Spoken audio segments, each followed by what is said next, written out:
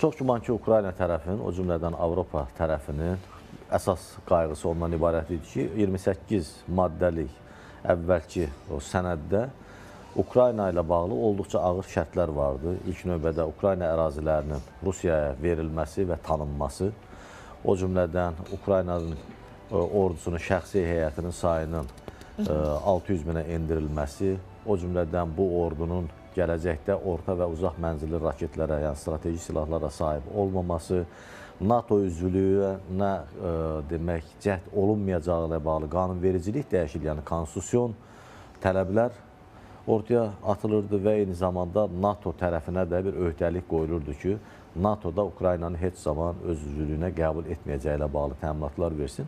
Əlbəttə ki, bu maddələr üzərindən düşünürəm ki, daha çox müzakirələr aparıla bilər.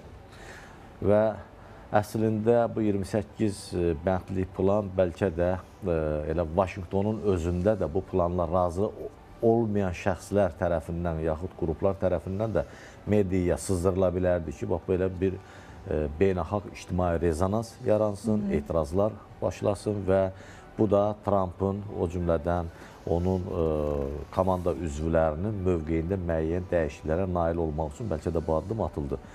Əlbəttə ki, bu 22 maddəyə endirilib.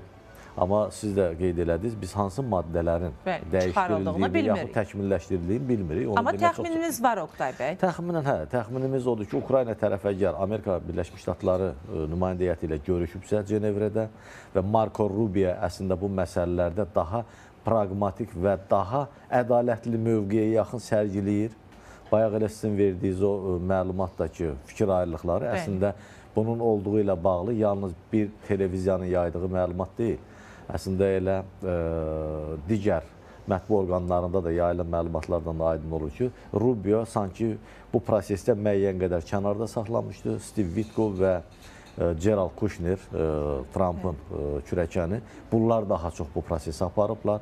Vance də bu prosesdə əslində Ukraynaya təzyiqin tərəfdarı kimi çıxış elədiyi məlumdur. Biz 28 fevralda Vaşinqtondakı görüşdə onun hansı rol oynadığını yaxşı xatırlayırıq və eyni zamanda nəzər alsaq ki, onun da yaxın dostu və tələbə yoldaşı, həm də bugün Amerikada ordu naziri vəzifəsində Dan Driscoll.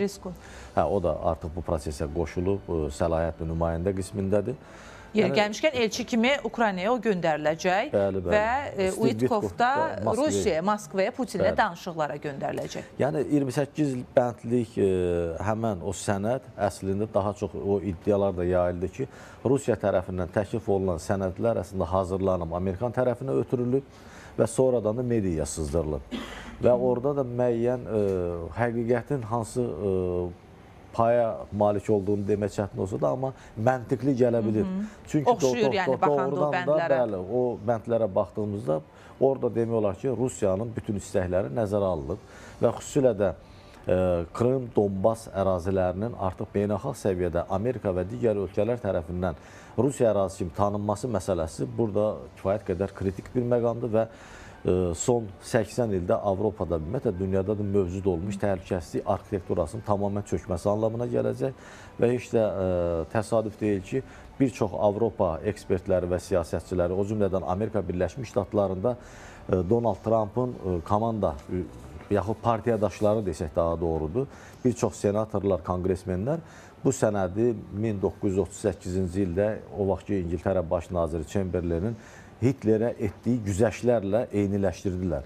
Yəni, onu da o zaman demək, torpa ərazi vasitəsilə sakitləşdirmək istədilər.